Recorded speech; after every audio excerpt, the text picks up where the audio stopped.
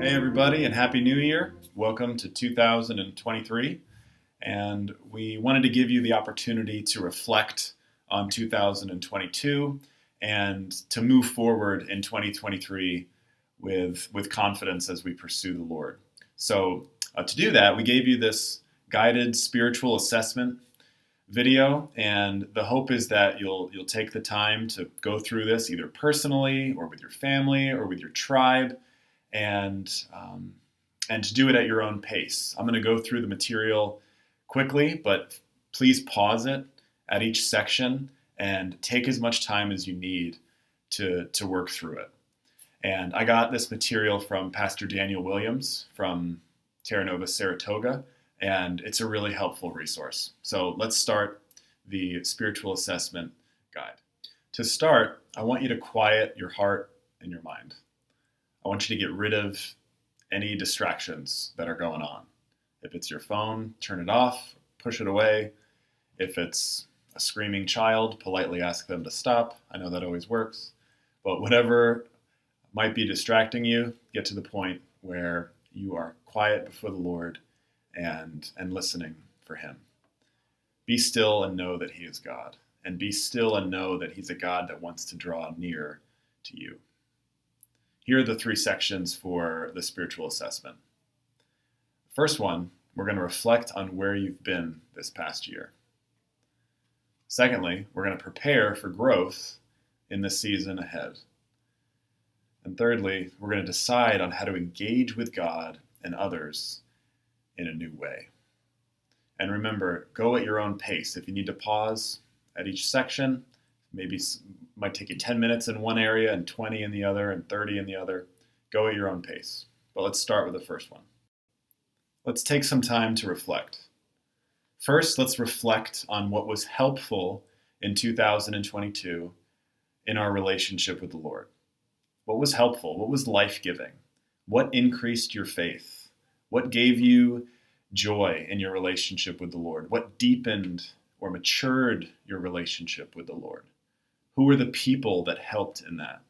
What were the circumstances or events that were consistent in your calendar or not consistent in your calendar that helped you in your relationship and your walk with the Lord? Think about that. Reflect on that. And then after you've come up with a list, think about how can you implement those things? How can those carry over into 2023 in a way that will continue to fuel the fire, to fan the flame of growth in your life.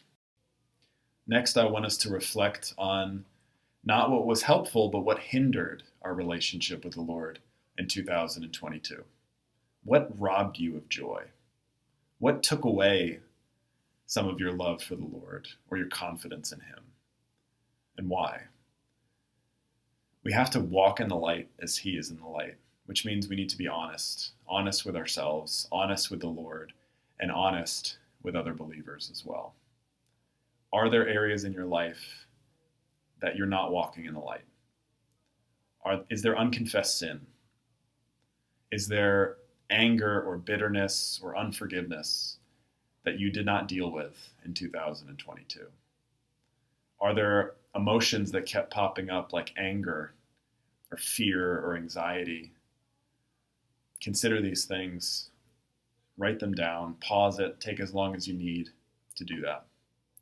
So then after you've thought through the different ways that you didn't walk in the light in 2022, maybe some bad decisions that you made or weaknesses that came to the surface or different themes that you thought about of what God has been teaching you and showing you in 2022, I want to take the opportunity to confess that. If you haven't confessed that to the Lord before, if you haven't brought other believers into that part of your life, this could be a time to confess to God and to think about who you're going to invite into that space in your life. So if you need to confess that, go before the Lord. And then after that, think about a plan moving into 2023.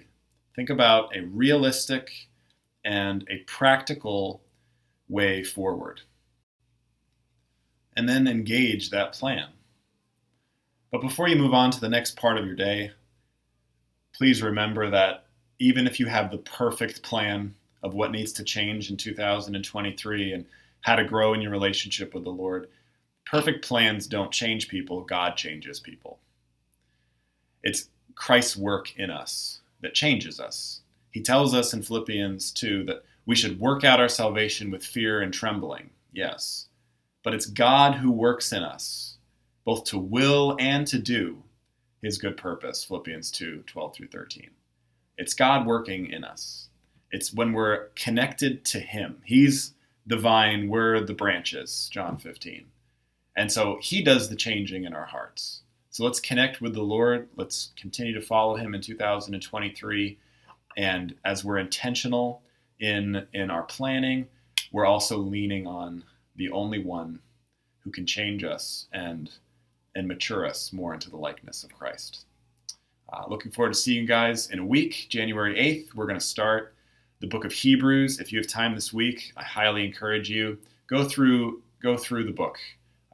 Be ready when we get there on January 8th to open up Hebrews chapter 1.